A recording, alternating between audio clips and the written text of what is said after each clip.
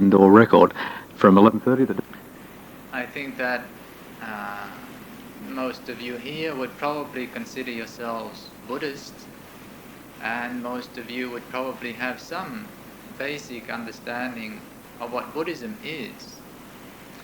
However, I notice there are quite a few Western people amongst you, and probably you may be feeling a little bit hesitant with the label of Buddhist, because many Western people don't know whether they are Buddhist or not. They don't take it for granted, which is what happens with people who are born into a Buddhist culture, such as Thai culture in particular, Sri Lankan culture. It depends a bit whether your family is Buddhist or not. But in Thailand, if one is born born a Thai, quite automatically one is brought up as a Buddhist, and one considers oneself as a Buddhist, has no hesitation in labeling oneself as such without ever considering what that means. But for Western people who are coming new into Buddhism, not traditionally Buddhist, not brought up as Buddhist, not having the conditioning of thinking of oneself as a Buddhist, it's quite often a bit of a problem to know whether one is a Buddhist or not. I think this because recently in Perth, where I live, I approached quite a number of people, inviting them to become part of the committee that runs the Buddhist Society of Western Australia. And one of the prerequisites of somebody becoming a committee member is that they have to be Buddhist. And many of these people who had been coming quite regularly to the Buddhist Centre, quite interested in meditation, listening to many of the Dhamma talks, not only for a few months, but some of them for a few years. Quite a lot of them had this hesitation. I don't know whether I'm a Buddhist or not. How do I know whether I'm a Buddhist? And because they're quite sincere people, they don't just assume or take it for granted. They're coming into this teaching out of interest, not out of being forced by the powers of family, the powers of culture, the powers of society, just out of individual interest, choosing to take an interest in the teaching, an interest in the Dhamma, an interest in Buddhism, wanting to find something from that teaching. So these people quite often don't really know whether they are Buddhist or not. I know this was true for myself as well. When I first went to Thailand, it wasn't with the intention of becoming a monk. That was quite a long time ago. I actually knew nothing of Buddhism, nothing at all, and I had no interest, or very, very little interest in religion, especially institutionalized religion in the conventional sense. I had really no interest, and I had no intention of becoming anything, not even a Buddhist. However, when I reached Thailand, and after traveling for quite some time, I began to develop an interest in meditation, because meditation seemed to be something rather relevant to me, my life, and understanding myself. So I developed this interest in Buddhist meditation. The Buddhist part of it was incidental. I wasn't really interested in Buddhism as a religion, but rather this teaching that seemed to give me a way of understanding myself, resolving inner problems, inner conflicts. It seemed to be a way which offered a path to peace, which was of interest to me. So I went to stay at a monastery, started to practice meditation. Of course, living in the monastery, wanting to practice meditation, also meant that I had to abide by the various traditional modes of behavior, which we call the Buddhist form. And that was all right by me. I didn't mind compromising. One thing led to another. I became a novice. And after 3 or 4 months of that, quite by, let's say, just the way things worked out, not by intention, I became a monk. And as I was practicing meditation, trying to study some of this teaching, which they call Buddhism, one day some school children who wanted to speak English came up to me at this monastery and said, "Are you a Buddhist?" And of course I didn't know what to answer, because I felt in a rather strange situation. Here I was, a monk, certainly a Buddhist monk. I had legally ordained as a Buddhist monk with a preceptor and the required number of monks present, the correct chanting in the proper boundary, everything done according to the discipline, rules of the monkhood. So I was an official monk, a Buddhist monk with a shaven head and robes. Yet, when I was asked, "Are you a Buddhist?" I didn't really know what to answer, because I had never considered myself a Buddhist. And so I said, "Well, I'm a Buddhist monk." That I could be sure of. I was a Buddhist monk. But I really didn't know whether I was a Buddhist, because I still wasn't quite sure what that meant. Because in my heart and within me, I still felt no affinity for the form, the form which we call the Buddhist religion. And for this I felt no great affinity or great need even. And so I wasn't sure whether I was a Buddhist.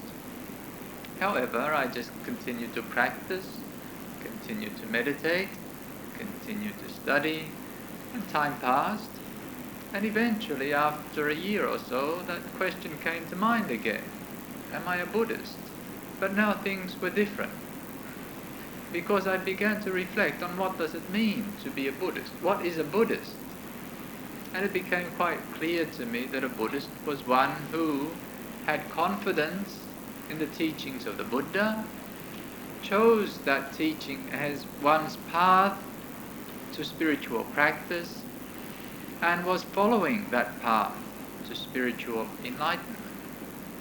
And so I felt quite at ease with that label of being a Buddhist. Yes, I had confidence. I had looked into the teachings of the Buddha. I had looked into his path. I saw that it was valuable. I had tried it. I had seen some results from my own practice, seen the benefits of it, seen the value of it. I had confidence. And I felt that if I was going to choose any path, this was going to be my path of spiritual development. So I had this confidence in the teaching, the path, and I also had a great interest in following that path. The label of Buddhism felt quite all right. Being a Buddhist seemed quite a good label, quite a natural thing to call myself, if I had to call myself anything. But for many Western people, say, here in Australia, coming anew into the Buddhist tradition, this same dilemma arises in their minds. When do I become a Buddhist? When am I a Buddhist? There is no real initiation as such. You don't have an initiation procedure whereby we do something with you to make you a Buddhist. There's no label that we give you, no little card that says, "Yes, I'm a Buddhist," recognized by the monks at Wat Buddharangsi as an official Buddhist. We don't hand out cards like that. So quite often there is that thought, am I or aren't I a Buddhist? And this is because I feel there is confusion as to what actually Buddhism is. There is a confusion there. Because quite often we don't separate Buddhism, the popular religion, from Buddhism, the teachings of the Buddha. And there is a difference. There is a difference. And I feel that if Western people can separate these two and understand the benefits of both, but the limitations of both, then they would probably feel more at ease with beginning to call themselves Buddhist. Because to be a Buddhist means what I have already explained to you. One who has confidence in the teachings of the Buddha. One who wishes to follow the path of the Buddha. One who is practicing in accordance with that path. Now you can see that that is all to do with the teachings of the Buddha.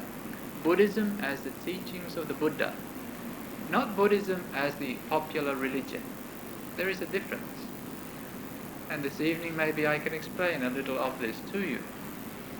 Buddhism, the popular religion, I see as the conventional form of Buddhism, which has been shaped by time, by space, place. In other words, Buddhism spread from northern India to many different countries, and it has been a long time, many centuries. So wherever Buddhism spread to, over this passage of time, Buddhism, the religion, became influenced and shaped to some degree by the culture of each particular country. So that you see now the form of Buddhism in Sri Lanka or Thailand is not exactly the same. There's minor differences, both Theravada Buddhism, but there are some differences. And then if you look, say, Tibetan Buddhism or Japanese Buddhism, Zen, and compare that with the Theravada form of Buddhism found in a Theravada country such as Thailand or Burma or Sri Lanka, you will notice an even greater difference. Buddhism, the popular religion, is something which is dynamically, continuously being affected, being shaped by the time and place in which it is being practiced. And even within one country there is always so many differences.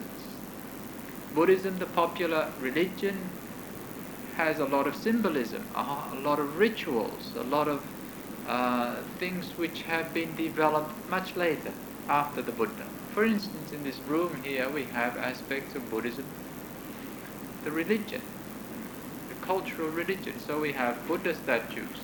In the time of the Buddha, they didn't have Buddha statues.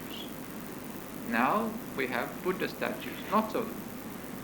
These are symbols of the Buddha. In the time of the Buddha, they didn't do this sort of puja as we did this evening, chanting, lighting incense and candles. They didn't do. If they chanted, it wasn't for this sort of purpose. It was different. We have many other rituals, many other symbols, many other customs, which are part of Buddhism, the religion. Now these are things which have evolved gradually, and they are peculiar to each country. They are different from one country to another, which is only natural, because things that develop in different places are quite often different. If you look at the forest growing here in Australia, it's very different from the forests in Thailand, the jungle in Thailand. And even the forests here in New South Wales are somewhat different to the forests of where I'm living in Western Australia. The trees are quite different. The looks of the forest is different. So because they're in different places. So the same with Buddhism, the religion. Now, these things which have developed through time and developed different in different places, are they of value? Initially, these things that were started to be brought in were brought in as skillful means. The idea behind them were as skillful means, ways of helping people come closer to the teachings of the Buddha. So Buddhism, the religion, is made up of skillful means in order to help people come closer to Buddhism, the teachings of the Buddha. I hope you can follow that. Now these skillful means, some of them start off very well and they are very useful. But the problem is that after a long time, people forget what the use of them is. Forget what the symbol stands for and take the symbol to be other than what it was meant to be.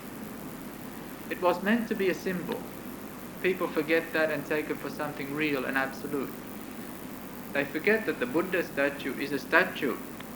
It's a symbol of the Buddha to remind you of the historical Buddha, this extraordinary human being, not a god, not an angel, not a son of God, a human being, born just like you and I, was able to transcend all limitations.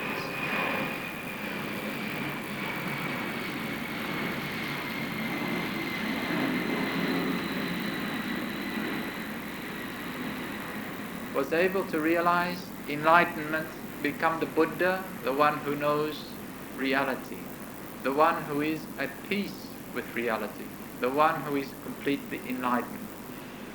So this Buddha statue is to remind us of this extraordinary human being who is our teacher, to remind us of his qualities: peaceful, tranquility, independence. He's not being supported by anything. He's independent. He's there, fully awake, fully at peace, not burdened by the load, the responsibilities, the burdens, the problems of this world. Within the world, but not of this world, not burdened by the world. The Buddha statue is there to remind us that we too, as human beings, are able to do the same, to realize this enlightenment, to become Buddhas, or at least to become enlightened. Buddha, the one who knows the truth. We are able to know the truth. We can become Buddha, knowing the truth, knowing reality, being enlightened. So, the Buddha statue is a symbol. That's all it is, to remind us. And in Thailand they even developed the idea of making little Buddha statues, because these big Buddha statues, I mean, you can't carry them around with you so easily. They're quite heavy. They're making one for us in Thailand now to be sent to Perth, and I think it's a very big one. And just the other day I was thinking of the problems of getting it into the forest monastery. I don't know how we'll possibly lift the thing. It's very heavy. So it's kind of limited. A big Buddha statue is that you can keep that on a shrine, in a temple, in a monastery, but you don't, not in the temple all day. So the teachers of old in Thailand thought, why don't we make little Buddha statues so that people can carry them around with them and be constantly reminded of the Buddha, reminded of enlightenment, reminded that they should be close to the Buddha, practice the Buddha's teaching. So they made these little Buddha statues, and Thais quite often wear them around their neck or carry them with them, and that is good. But you see what happens, people forget that, forget the symbol, and start attaching to the actual thing as being something other than a symbol. Buddha statue becomes sacred. The Buddha statue becomes God. You go and speak to it. You go and ask things from the Buddha. You pray to it. It becomes a God. The Buddha image becomes something powerful. It becomes something which is going to protect you from harm, keep you well. Now this is where people forget the symbol and get lost in superstition, get lost in blind belief, get lost in blind rituals. The symbol is all right. So today there seems to be a lot of confusion in this. You get a lot of radical young Buddhists, even in Thailand, and I think especially in the West, who don't like the looks of something like this. Get rid of all these ritualistic symbols of blind belief, idol worship. And they don't want to have anything to do with flowers. There's one particular sect of monks in Thailand, quite radical. Some of their ideas are very good, but very radical. So that in their monastery they don't have any Buddha statues at all.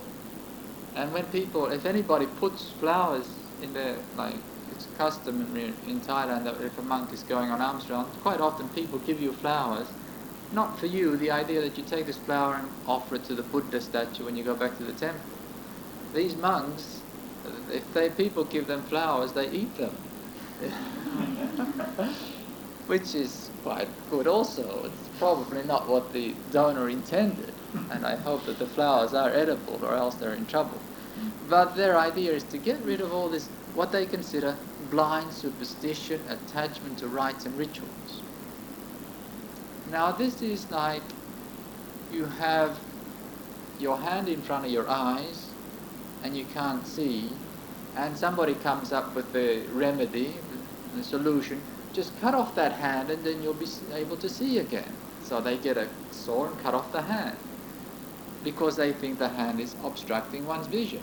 Well, it is obstructing one's vision. But a more skillful means is to just move the hand down, and your hand is still useful, it can do things, and you can still see. So what I like to encourage is Buddhism, the religion, which is made up of rituals, symbolism, made up of tradition and customs, is useful provided we understand the meaning behind the symbols, provided that we understand the value of those activities, not as blind rituals. Because what makes something a blind ritual? What makes, say, bowing? Why is that a blind ritual? Lighting incense or candles and, say, chanting. What makes that a blind ritual? Is it the act? No. Whether it's blind ritual or not, whether it's superstitious belief or not, is to do with the mind of the person doing it. To do with the understanding behind the action.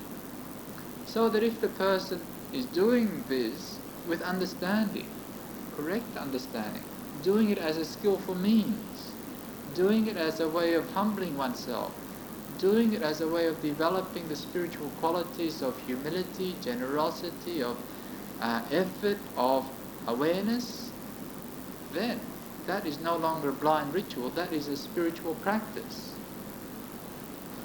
And so what we need to correct amongst people who have an aversion to Buddhism, the religion, the popular religion, which is to do with symbolism and rituals, is not to throw out altogether these rituals, but rather to try and help people understand how to use them, understand the reason behind them, understand the value of these. And I think this will make it a lot easier for people to begin, Westerners in particular, to begin to feel at ease with the form. For instance, it is very difficult for Thai people to observe Western people in a temple without becoming really uneasy and irritable. I notice this in Perth. Thai people are rather impatient with Westerners. Westerners come in, they don't bow down. They stand up and talk to the monks looking down at them. Women come up and sit right next to the monks, and they don't. They point their feet to the Buddha statues, and that is awful as far as the Thai is concerned. Just really, really uncouth, bad-mannered lout, they think. And they start saying, oh, no, don't sit like that. No, sit down, stand up. And they get all irritated because they don't understand that all of this is all new to a Westerner. And so then the Westerner begins to feel tense and uptight and resented. What's the big deal here? What do you mean I can't sit here? Hey, what? I'm just as good as he is. What is it? What's wrong with me? Why can't I sit? I'm a woman. What's wrong with a woman? Why can't I sit next to you? What is this? And they just don't. You see, it's the wrong approach. You want them to bow down as soon as they come in. Bow down. One year I had the parents, the mother and the sister of a monk, Western monk, come to visit Thailand. And we took them to this monastery where the teacher was not really used to Westerners at all. And as soon as the mother just came from Australia, the sister just came from Australia, they came into the hall and this monk is sitting there. And not because of bad intention, but just through lack of reflection and understanding, he starts saying, bow down, bow down. This woman was not a Buddhist. She was just visiting her son, who happened to be a Buddhist monk. And she got really upset. Said, I don't want to bow down. And he's like, bow down, bow down. And so this misunderstanding. Now, a much more skillful approach. These things, no need to force Buddhism, the religion, down people's throats. These are things which will come as the Westerner becomes familiar and understands the reason behind that activity, the reason behind that ritual, the reason behind that tradition. So I never ask people to bow in Perth, never. I've been there 4 years. I have never asked the Westerner to bow down, but I bow. And then they ask me why I bow, and I tell them the purpose of bowing, the benefits of bowing. And it seems that everybody who comes more than a few times ends up bowing. At the end of the meditation and the talk, I pay my respects to the Buddha, the Dhamma and the Sangha. I've never asked people to do it. It seems that after a while they ask me, why? What are you doing? What are you saying? What's the purpose of it? I tell them, and they end up doing it. No force, and it's not blind ritual. They understand what they are doing, why they are doing. There is no problem. They feel at ease with it. So Buddhism, the religion, is the set of rituals and symbols, the set of practices which are peculiar to a particular country, to a particular time. They are based on traditional practices originating from skillful means. They are useful provided people understand the purpose and how to use them. They are dangerous when people start forgetting the original purpose of them and take them as sacred practices, take them as blind ways of achieving their aims and their goals without any understanding. That is blind belief, and that is never praised, has never been praised by the Buddha or any wise person. So this is Buddhism, the religion. Many Westerners are not very interested in the beginning. What they are usually coming into a Buddhist temple or coming into a Buddhist center for is with an interest in Buddhism, the teachings of the Buddha. That's why I think it's not necessary to force Buddhism, the religion, onto them. If you can attract their interest, if you can attract their confidence in Buddhism, the teachings of the Buddha, Buddhism, the religion, will follow. They will automatically begin to follow those practices, but with understanding, not out of just blind belief, not out of superstition. So, what is this Buddhism, the teachings of the Buddha? Because that is what a Buddhist is interested in, really. Buddhism, the teachings of the Buddha, what is it? What is it aiming for? What does it do? Whether one is a traditional Buddhist, accepts that, yes, I am a Buddhist, fine. Or whether one is not a Buddhist, one is just coming anew. This is a question that should always be asked, something that should be looked into. What is the teachings of the Buddha? Yes, I am a Buddhist. I'm born in Sri Lanka, I'm born in Burma, I'm a Buddhist. Yes, but what is a Buddhist? Someone who knows the teachings of the Buddha and is following the teachings of the Buddha. So, what is this teaching? Or you're an Australian, just come in. I'd like to know something about Buddhism. That means you want to know something about the teachings of the Buddha. What is it? On one occasion, in Thailand, my teacher, Venerable Ajahn, who had very skillful means of teaching, rather unusual and unconventional sometimes, but very skillful. He lives in Wat Nong Pong, which is in northeast Thailand, very remote part of Thailand, out of the way, completely out of the way. But for some reason or other, on one occasion, there were 3 visitors, I think from Sweden, one of the European countries, I think Sweden, sent over to Thailand by the Swedish government to find out about Buddhism, so that it could be taught in schools. In other words, they were representatives of the education department in Sweden, I think. And for some reason or other, they ended up in this remote forest monastery in northeast Thailand, sitting under these huts that monks live in, and happened to be Ajahn Chah's hut. And Ajahn Chah is sitting there on his seat, and these representatives there come to ask 3 questions. They came all this way from Sweden to travel all this way to northern Thailand to ask 3 questions. They said, we only want to ask you 3 questions, and then we'll be satisfied. The 3 questions are very simple. Why do you practice Buddhism? How do you practice Buddhism? And what are the results of practicing Buddhism? That's all we want to know. And Ajahn Chah sitting there just smiled at them and said, "Oh, I can only answer that in one way. And the way I can answer it is only by asking you 3 questions. And my 3 questions to you are, why do you eat? How do you eat? And what's the result of eating?" And these 3 officials were not very satisfied and actually became quite irritated by this rather strange answer, especially when Ajahn Chah kept on insisting, "No, that's all I can answer, that's all I can say." But eventually he explained. Why do you eat? Because you are hungry. How do you eat? It's a practical thing. You know how to eat. Practical. Something you do. And the result of eating is that your hunger is satisfied. You are content. The practice of Buddhism. Why do we practice Buddhism? Why are you here this evening? Why are you seeking? What are you seeking for? You are hungry. We are all hungry. We are hungry for peace. That's really what you want, peace.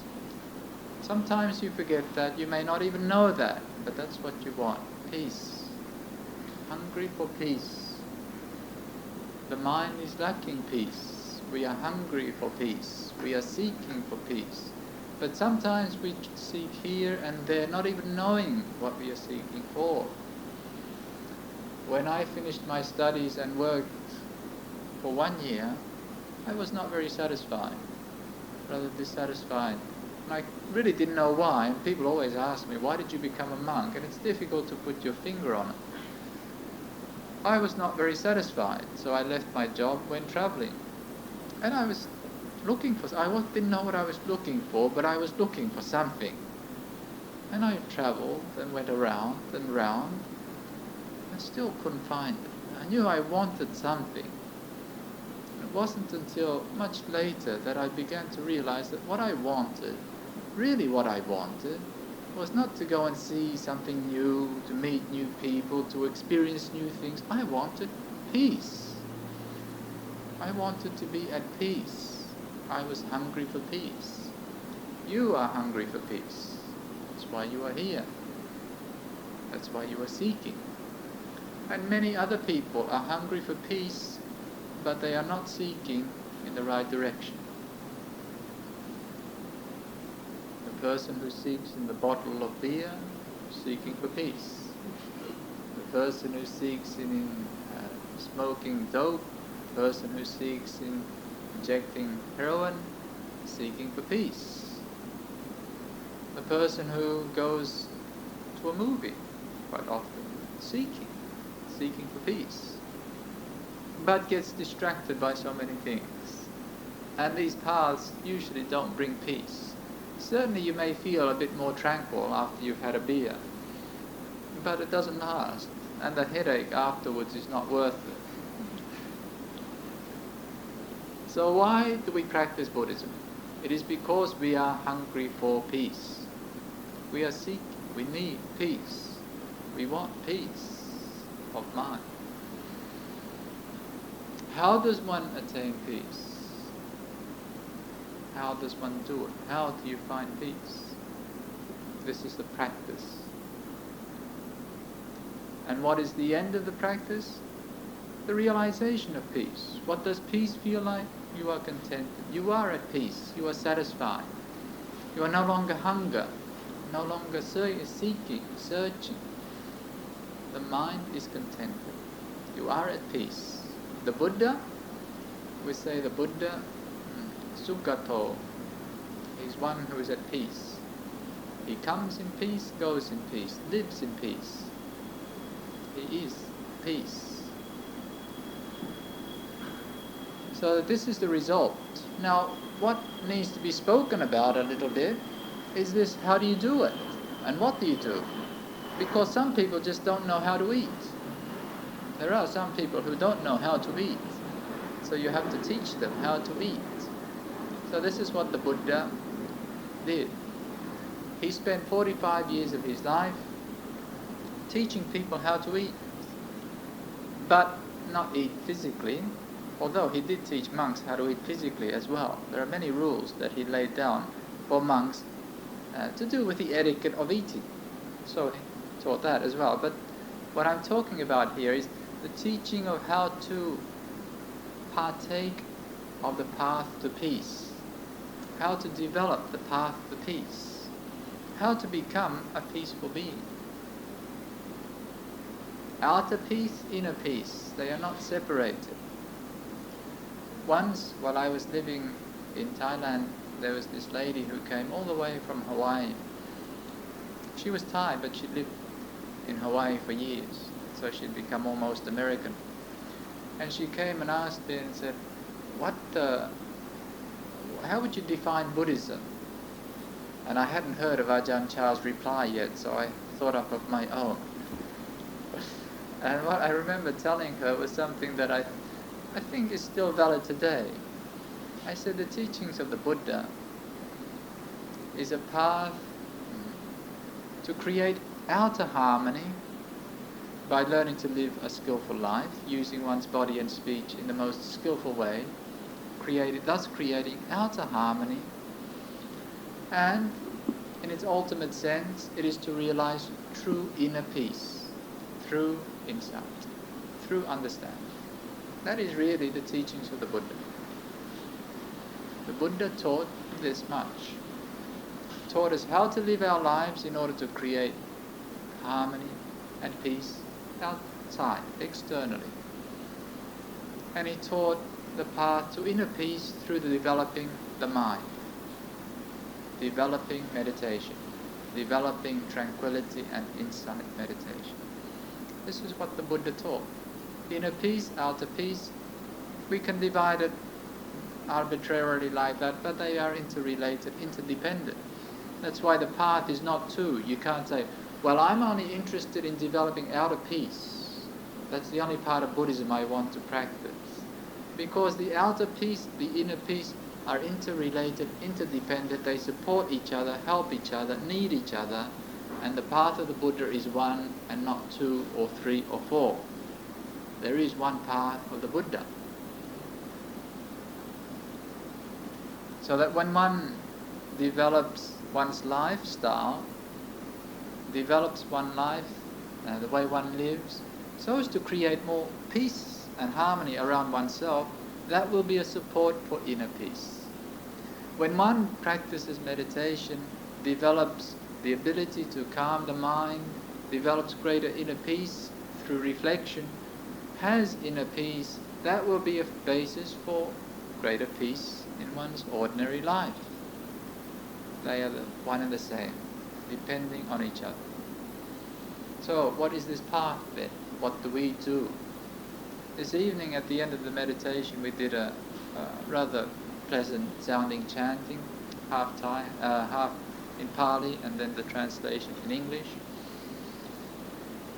And the chant was a reflection on the Brahma Vihara, the four divine abidings. Divine abidings, or the abidings of the heavenly, the gods. Metta, loving kindness. Karuna, compassion. Mudita, sympathetic joy, all rejoicing at others' well-being. And upekkha is equanimity. We reflected on these. We developed these thoughts for a few minutes. Now, metta, karuna and mudita, loving kindness, compassion and joy, these are the basis for external harmony and well-being. There is so much argument about politics, so much argument about this and that system, so much argument about what is the correct political or correct economic system, the best leader, the worst leader, on and on. But any country, any time, any system, if it is based on metta, loving kindness, if it is based on compassion and mudita, joy at others' well-being, any system, any place, any time will be wonderful. It will be a heavenly abiding. In America, when I was still in Australia 15 years ago, or a bit before that, when President Johnson was in power, he had the idea of creating utopia in America, heaven in America, and he tried it. It was a complete flop. I don't think it's any closer to heaven than it was then, and it's maybe going the other way. Some places in America could actually be closer to hell, I think, from what they say. He had no success. Why? Because the system and the people within that system are not developing these very things. This is what will create a heavenly abiding, metta, loving kindness, which means a consideration for others. Not only others at the expense of yourself, others meaning you and the other, equally, evenly. It's not you have to, oh, I'm worthless, I've got to sacrifice my life for everybody else. But you are a person too, you're a human being, equal human beings. Metta is not a preference, I love you more than I love me. No, it's not like that. Metta is an openness of mind, sensitivity of mind, consideration. A good example of metta is this little story of 3 hermits living in a cave, developing meditation, cultivating metta. You're one of them. You've got 2 friends with you. And these bandits come along and they say, we want one of you because we want to use you as a ransom. We want one of you, and we're going to take you to the city and ask for so much gold, and if they don't give it to us, we're going to chop your head off. Right. Now which one of you is going to come with me? And so you've been developing metta. What do? You say, oh yes, I'll go. Or do you say, no, he goes? For one who's developing metta, the right answer would be, yes, if this must be, it must be. But you must choose which one of us is to go. Why? Because I have metta for him, but I also have metta for me. I can't possibly choose who's to be sacrificed here. This is metta. This is seeing oneself as another, seeing the other as oneself. This is teachings of Jesus Christ, to love thy neighbor as yourself, to love thy enemy as yourself, to love thy friend as yourself. Evenness, an evenness there. This is metta. Compassion, karuna, is a quality which is not difficult for us to develop actually. Compassion meaning that we wish to do something to dispel, remove the suffering that is present in the lives of somebody else or ourselves. In other words, we want to do something to remove the suffering that is there. Many Western people already have quite a lot of karuna, I think. But the next quality, mudita, joy at others' success, is very much lacking because we do tend to be very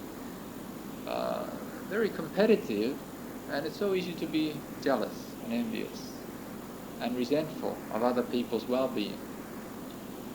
So that when we see somebody who is more intelligent than us, we kind of not so happy. More beautiful than us, not so happy. Self-centered living, exploiting. Don't care about his well-being, just I'm alright. What's that saying? I'm alright, Jack. And the rest of it I won't say. And you can see this in Buddhist countries and in Western countries, everywhere. In Buddhist countries there's loads of it. Corruption, exploitation. That's just lack of metta, and suffering results. The society is not harmonious, not peaceful. Lack of karuna, this cold, insensitive to the suffering around one. And this can also be very, very present in a Buddhist country. very rich, very wealthy, driving around in very luxurious cars through slums where people are starving without being affected at all. That is lack of karuna. And again, resentfulness, negativity, this is the base for strife, disruption in society.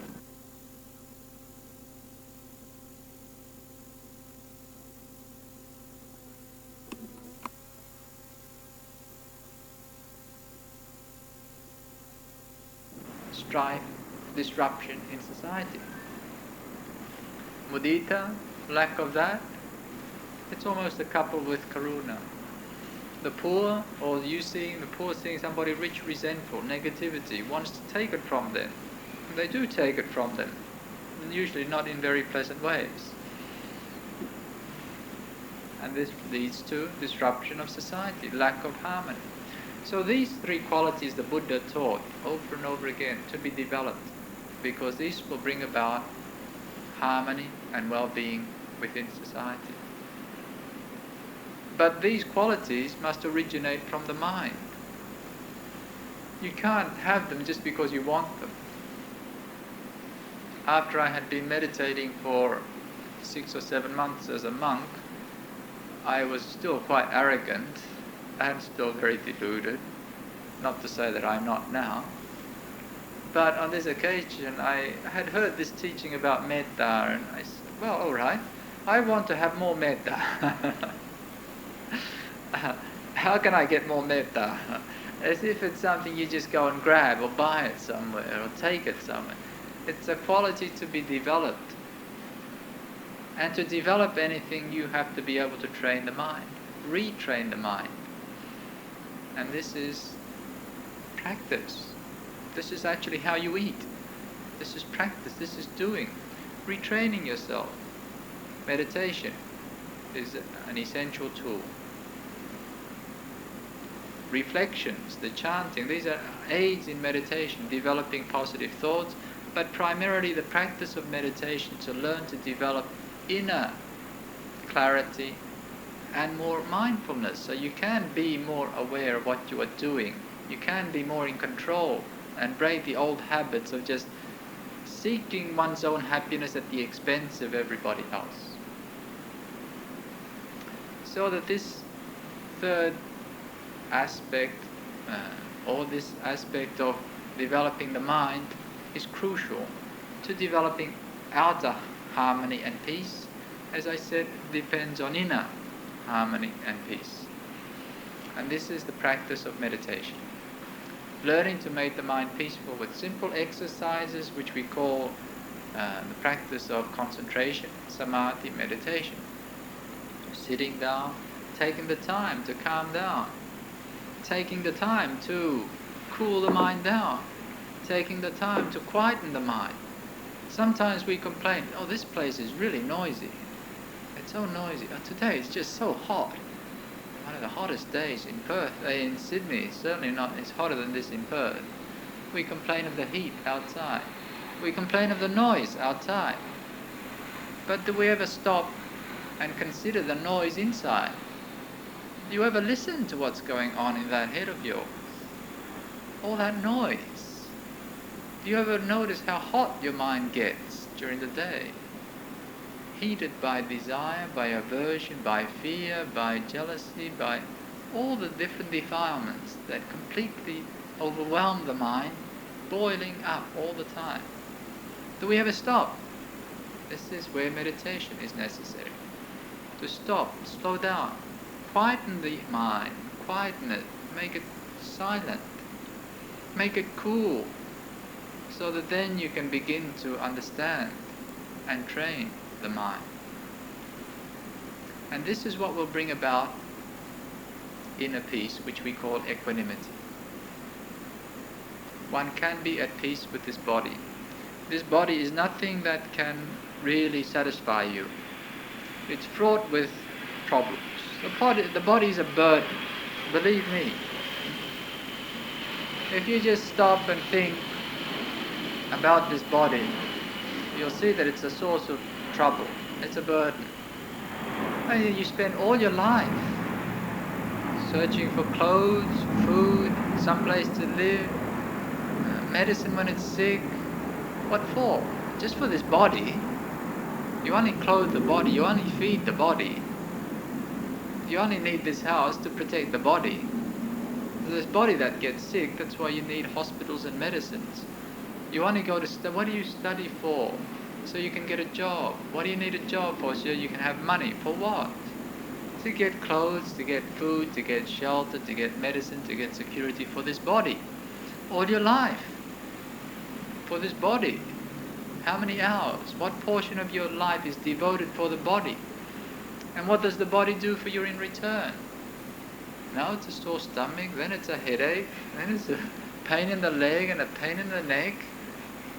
Then it starts getting old, wrinkled, sick, and then what? It breaks down, conks out on you. The body is a burden. However, with wisdom one can be at peace with this body. Can have equanimity, but only through wisdom. No other way. You will never realize peace within this world, within this body, without wisdom. Wisdom is to understand the nature of body, to understand the nature of this world, to understand the nature of thoughts and feelings. And when you understand this nature, there is no longer a problem. You are at peace with that nature. You are equanimous. Until you understand, you are not. You're fighting. You're fighting the body. You're fighting the world. You're fighting thoughts and feelings. The Buddha stopped fighting the world. He was at peace with the world. He said, "Monks, I do not fight with the world. It's only the world that tries to fight with me." But here, we are fighting with the world, aren't we? The body gets sick. We don't want it to be sick. We resent it being sick. We get angry about that sickness. We become sick in the mind. The outside conditions become other than what we like, very unpleasant. We become unhappy, miserable. We are not at peace with the conditions as they are, with reality as it is. And so, the need for meditation, because it is only through meditation, through stopping, through clearing the mind. Clearing the mind, what does that mean, clearing the mind? It means that you open the mind up, you calm the mind down, make it quiet, make it calm, and then you open the mind. You have awareness. Within that openness, wisdom can arise. You can't force wisdom. But when the mind is open, you have this knowing, this awareness, you are observing the nature, wisdom arises. And when wisdom arises, you are satiated, no longer hungry or peaceful. So this is what the Buddha was teaching. Outer harmony, inner harmony. We don't neglect the outside world. People say, you're only interested in yourself, you're only interested in your mind, forgetting that nature of the world outside, society, the makeup of society is made up of individuals, and individuals have this mind, and the quality of the mind determines the quality of their lives. So the Buddha taught the path which will bring about outer harmony, a way to live your life based on metta, loving kindness, compassion, joy, bringing about harmony and well-being in society. And the path of introspection, training the mind, bringing about equanimity, inner peace. And when one realizes this, one is no longer hungry. You need not seek anymore. You are satisfied. So I offer this as my going away present to you on New Year's Day. Today is New Year, in case you didn't know. Chinese New Year, Vietnamese New Year, Tibetan New Year. But if you missed out, don't worry, there'll be another one soon. I think there's another one coming up in April. It's Thai New Year, Burmese New Year, Sri Lanka New Year, Lao New Year, and Cambodian New Year. And I'm sure there must be quite a few other New Years throughout the year, so you don't be disappointed if you miss one or two of them. So I think I've said quite sufficient for this evening. And if you are not too tired and would like to ask questions, I'm very happy to have a discussion.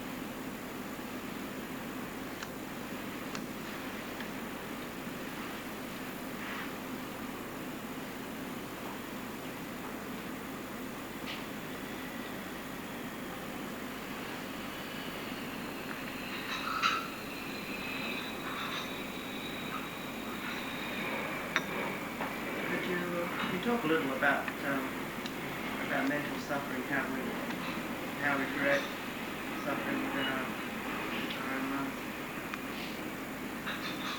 Well, you create suffering very simply by having a preference, an obsessive preference for the pleasant, liking for the present, and aversion for the unpleasant. Now, nature being the way it is, life being the way it is, there is always both pleasant and unpleasant. Duality, that is the nature of existence. Opposites, there must be. One supports the other. Without one, there can't be the other. So if there is happiness, there must always be unhappiness around the corner somewhere, sooner or later, just because that conditions the unhappiness. If there was no unhappiness, you would not know anything about happiness. It would have no meaning. Just like if you're always in the light, then darkness it has no meaning. You don't know that you're in the light. It's only because there is darkness, oh, that's dark, this is light. Contrast, you know the difference. Now the problem is that you begin to develop an obsessive preference for light and an obsessive aversion for darkness. And so you have a real problem, because here you are trying to keep it always light, always struggling to keep everything light, but just nature by its very being implies that there must be darkness sometimes. So you're always fighting to keep light and always trying to push the darkness away, shut it out, run away from it, and so you're always in a state of tension, fighting the world. This is mental suffering, refusing to accept, trying to keep light. Light slips away, darkness comes, afraid, resentful. Then there comes light again and you're happy, but that happiness is kind of not so pure anyway, because you know it's going to go, so you're already afraid and you're already suffering. So this is mental suffering that we create. This is how we create it, through delusion, not understanding the nature, not being able to be at peace with nature. Now, being at peace with nature doesn't mean that we become complacent, indifferent, lazy, just, oh well, that's the way it is, can't do anything. That's not it. You are at peace with nature, the reality, and then you know out of mindfulness and wisdom the appropriate action for time and place. You will actually be able to act, not just react from fear and desire, aversion, but rather just act out of mindfulness and wisdom what is appropriate for time and place. Your body is sick. If there is medicine, you take medicine. If there's a doctor, you see a doctor. He can cure you, fine. He can't cure you, well, that's the way it goes. You are able to enjoy the pleasant and be patient with the unpleasant, and the mind remains peaceful. There is no problem. But even though one can understand that, to be able to live that is a need for Buddhism. If one can live that, there is no need for Buddhism anymore. The fact that we cannot assimilate that, we cannot live that as yet, this is the need for Buddhism, the teaching of the Buddha, the path to peace, so that we can eventually assimilate that within our being.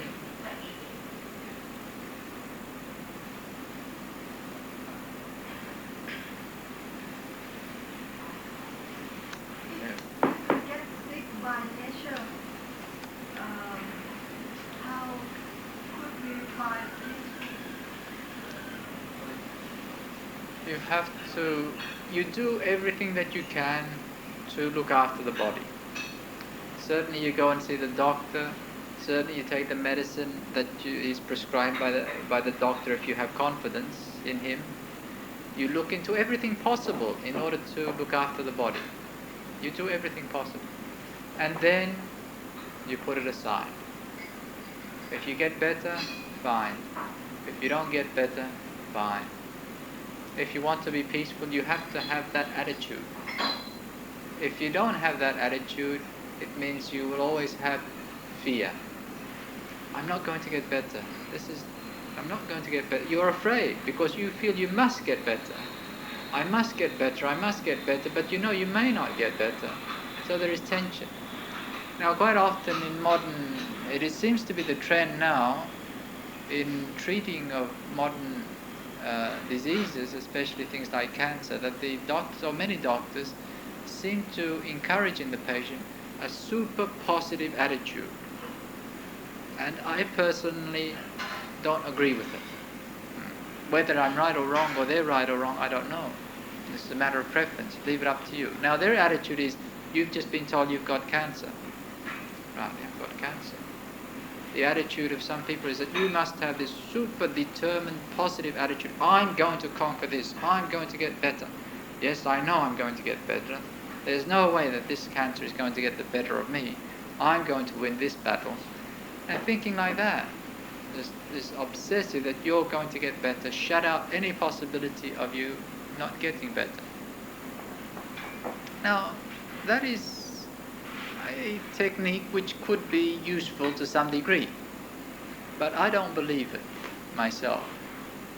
Because at the back of everybody's mind, whether consciously or unconsciously they're willing to accept it or not, I think everybody knows that maybe they're not going to get better. There's a possibility. And so there is always that nagging in the back of the mind. There's always that fear in the back of the mind, and it's being suppressed. And I think that creates tension in the person. And I don't think that will be so good, personally. But it's up to you. The other approach, of course, is just as bad. Or worse, I think, much worse. The approach that you can sink into this negativity, negative state. Oh, I got cancer, I'm going to die. I know I'm going to die. Everybody who's got cancer dies. I know that. That's what everybody dies. And so you're dead before you die. You've given up before you die. And you've given up the battle. You've just lost all life. You've got no life. This is another extreme. Now what I try to encourage in people is neither extreme. I try to encourage right effort. Right effort means that you do everything that is possible to get better. You think positively, you do what is necessary to look after the body, whatever you choose as your medical treatment, whether it's alternative or traditional or whatever, fine. Do everything you can, do it with interest, do it with confidence, do it with energy. But don't suppress, negate, refuse the possibility that maybe you're not going to get better. Why? That's a possibility, that's all right. And if you're not negating it, then there is no negativity within you. There is no tension within you. There is no fear within you. In the mind is quite able to accept reality. This is the only way to overcome fear and tension. After I had been a monk for 4 years, I began to have this terrible fear, because as I told you, when I first became a monk, I had never intended to become a monk, and I certainly didn't intend to stay for a long time. It was a sort of just something I was going to do for a short time. But after 4 years, I began to think, well, time is passing, and I think I'm getting stuck here. Maybe I'm going to become a professional monk. Maybe this is going to become my profession. And there was this creeping fear that if I did that, what would I feel like by the time I was 60? Would I regret it? When I'm 60, all my life, all my youth. I mean, I had a qualification, but after 4 years I'd already forgotten an awful lot of that, and I felt everything slipping away. All my friends, I'd given away all my possessions, and my family had almost disowned me. And now I had no longer what I'd learned at school. I'd forgotten. I probably couldn't get a job as a chemist again. Everything was slipping away. And so this fear began to arise in me, saying, oh, will I regret it? It's like, will I die? Will I die from this cancer? In other words, being a monk, 60 years, you invest all your life in it. What about if you just find at the end of it that you regret it and say, I wasted my life? And so this fear began to creep up on me. At first I just pretended it wasn't there, shut it out. But then it became stronger and stronger, so much that it was quite oppressive, fear, anxiety. And then I began to look at, well, what is it? What is the fear? Because I have such an investment that when I'm 60, I must have no regrets. I must be sure that I do the right thing. I cannot allow the possibility that maybe when I'm 60 and look back, I say, oh, I've wasted it. Wasted my chance. Could have done so much with my life. I can't allow that possibility. And so, tension, because that is a possibility. The future is unknown. Anything can happen. Anything. The future is completely open. And unless I have the ability to accept the unknown, there will always be fear. When I recognize that, I say, fine, all right, maybe it's true. Maybe when I'm 60, I'll say, wasted my life, another one of my lives down the drain. And as soon as I was able to accept that possibility, then there was no fear anymore. I don't know what the future is going to be. I'll deal with the present. That's enough. Do what I can now. And then be able to accept, take responsibility for whatever eventuates. And so the fear went away. The same with sickness. Do everything you can. Look after the body. Do everything you can to try and make it get better. But don't be afraid. Maybe it won't get better. You have to learn to accept. Be peaceful with that possibility. Learn to accept that, and then the fear will begin to decrease. Fear decreasing, tension decreases. And you can get better more easily. But it's difficult to do, of course.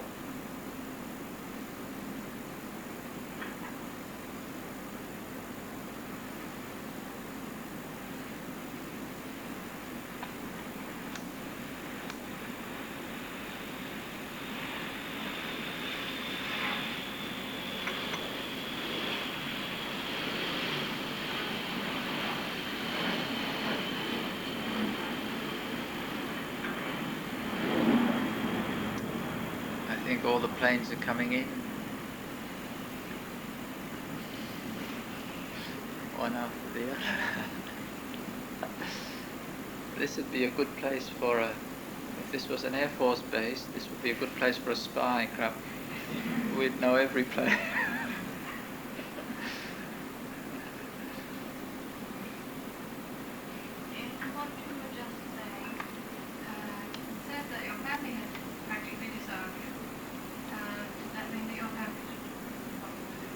Well, no, they didn't. They're not happy about it. And so you just had to say that was their problem and do what you thought? Well, it is a dilemma. It is a dilemma. I mean, what do you do? Obviously, well, I didn't want to create any suffering for my family. I had no desire to cause them pain or mental anguish. But then also I felt that they were creating that pain themselves just by their own attachments and obsessions, and they were being very unreasonable. And so it seemed like beyond more than more than necessary or beyond reason that I should hold myself responsible for that. In other words, I reflected on what I was doing. It wasn't unreasonable. I felt it was something that I needed to do it was something that there was no reason why they should resent it. I could understand that they would resent it because of their attachment. They're limited by that. But then I couldn't see why I should have to be held responsible for that. And so I had to accept that they were suffering. And that I was, in their light, I was the source of it. But in reality, it was their own making.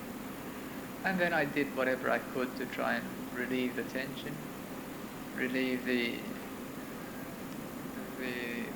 hurt or the resentment there, or the anger or whatever. They still haven't accepted it. But it's a difficult situation, difficult problem.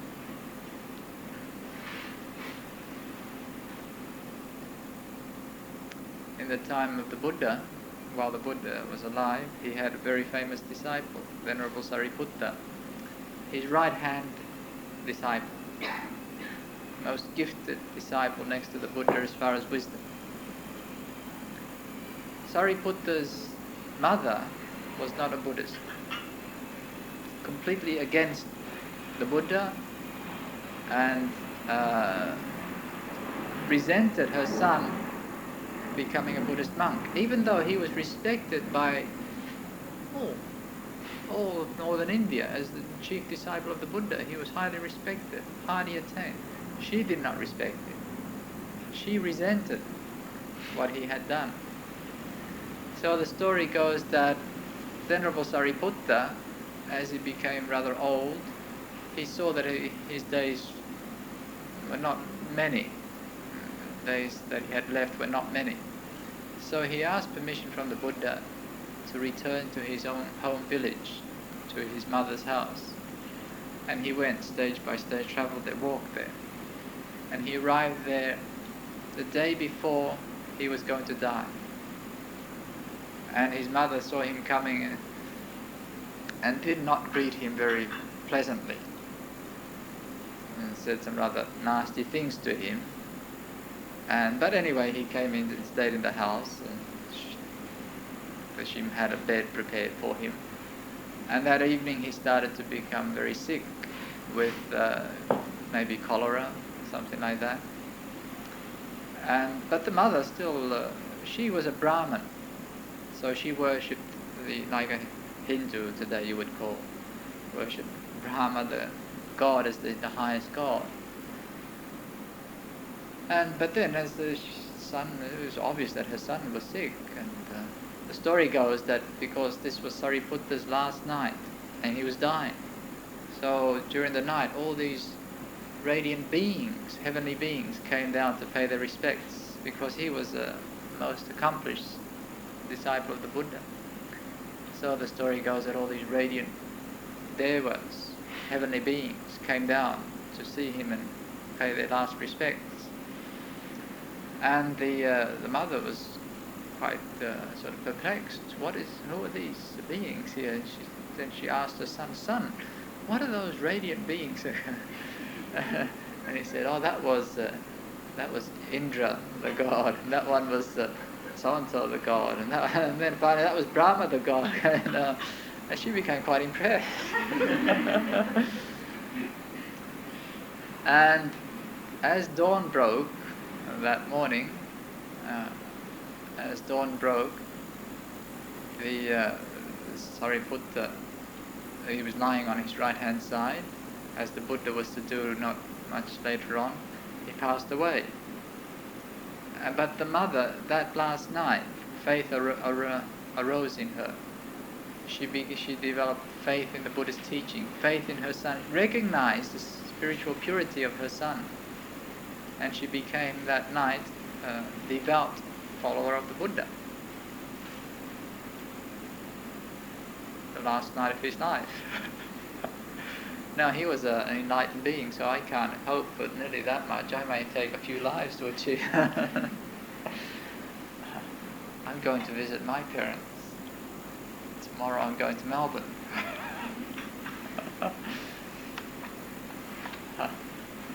But that was so you see, it's not something new.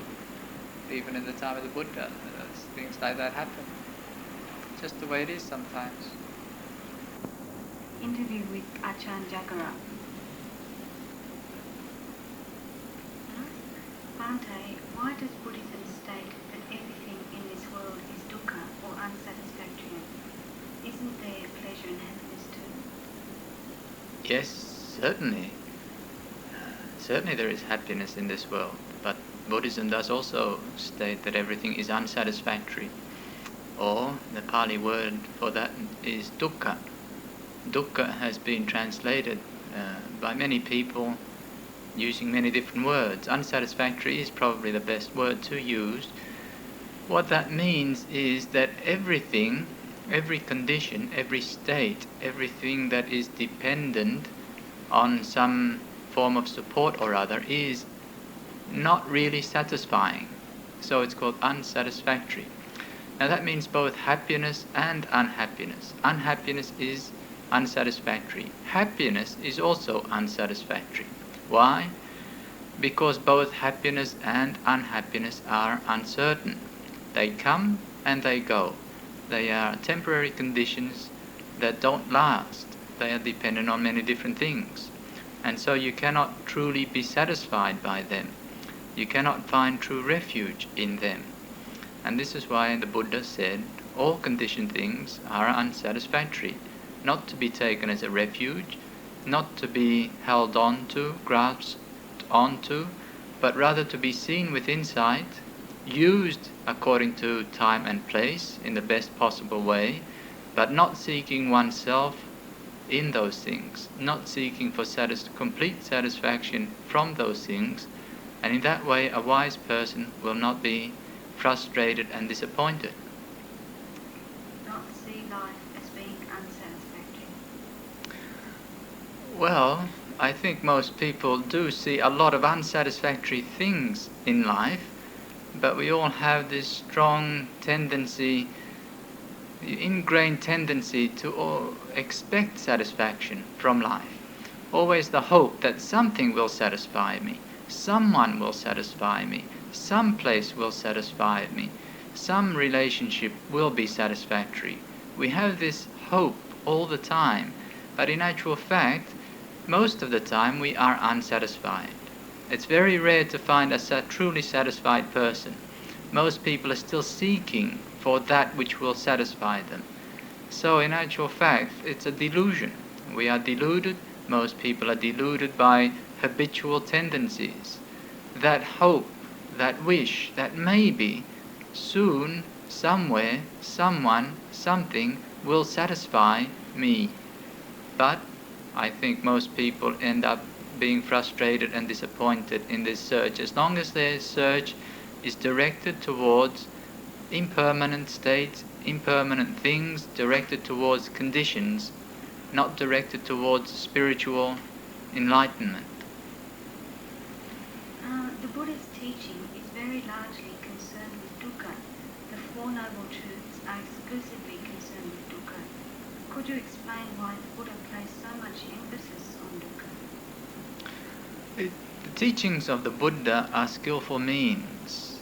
In other words, the Buddha, having realized enlightenment, having realized truth, that which is beyond concept, that which cannot be communicated in words, that which cannot be thought out, he then was left with the problem of how to teach. What is he going to teach? So what he did was to find skillful means in order to teach a path which would enable other human beings reach that truth just like he had reached it.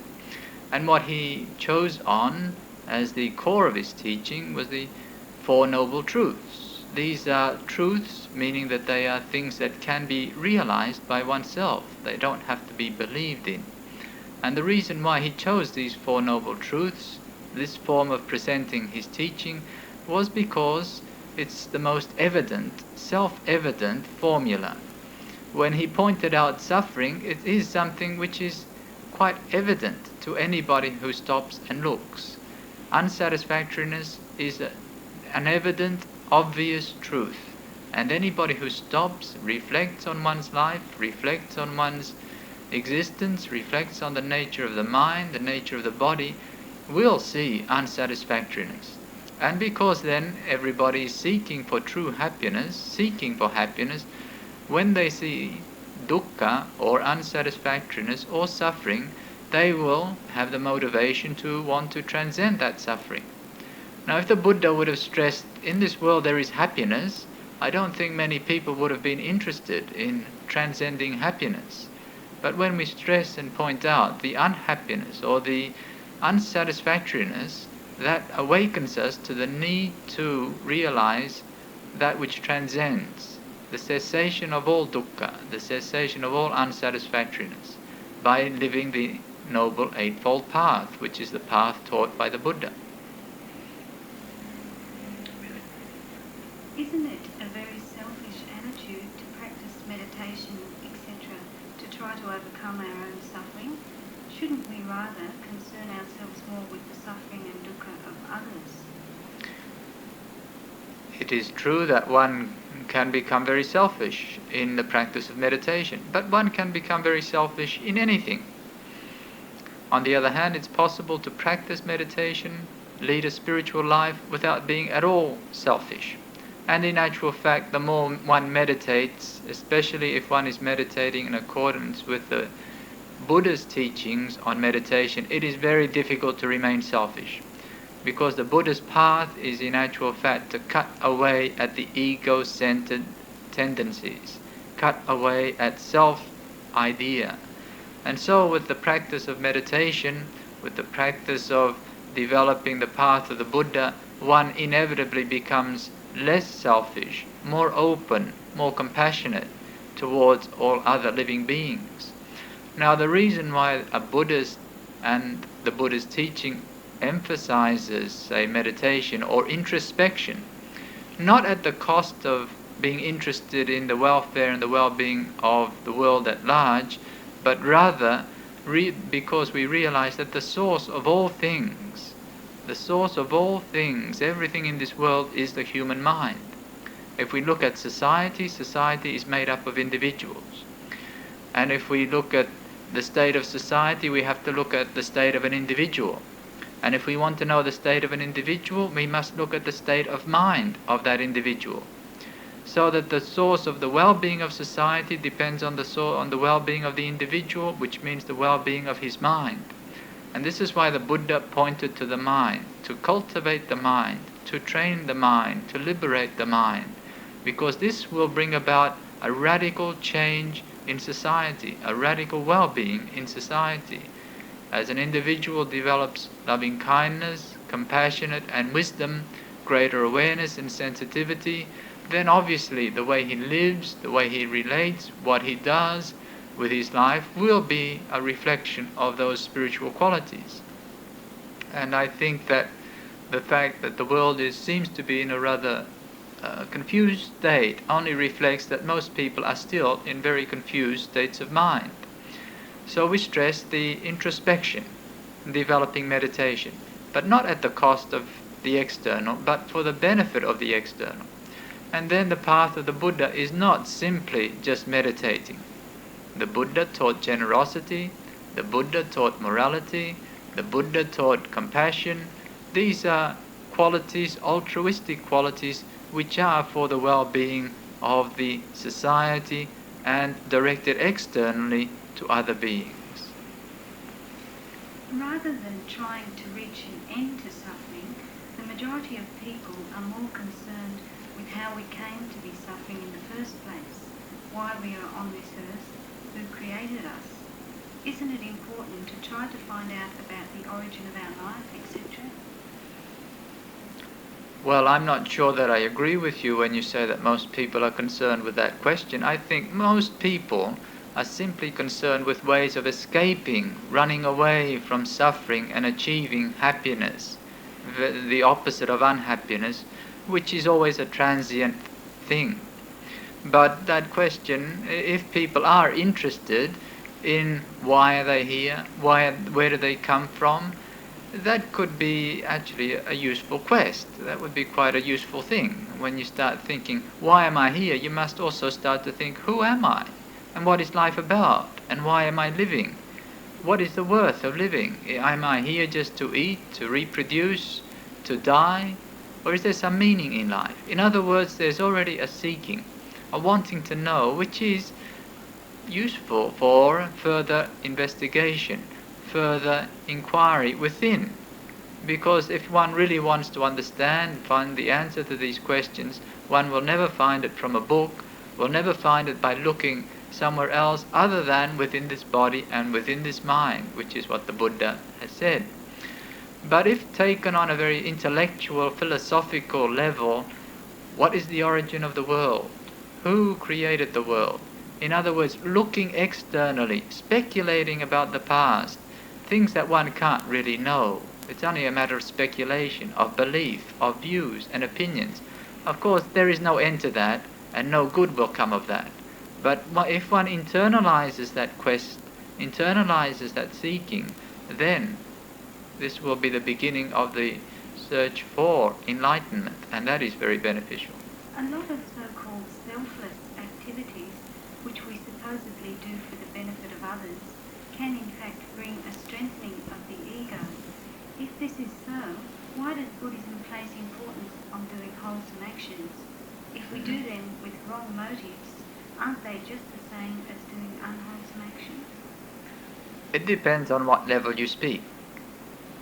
Obviously, if I go out and do something which is of benefit to you, in other words, it helps you, even though I have a selfish motive because I want to do this for her so I'll accumulate some merit, then my intention is not pure, I'm being selfish, but still, it helps you. Now, compare that with if I come and do something with the same sort of selfish intention, but I do something negative, which is to harm you. Obviously, there would be a difference there. Even if one has a selfish, slightly selfish motive, it's still better to do the skillful than the unskillful. But what the Buddha was pointing to was developing the skillful, doing good, doing the altruistic acts, the better way of using one's body and mind and speech. However, he did say that the source of karma is volition, or actually karma is volition. In other words, the quality of your mind, the quality of your intention, the motivating force is that which determines the quality of the karma.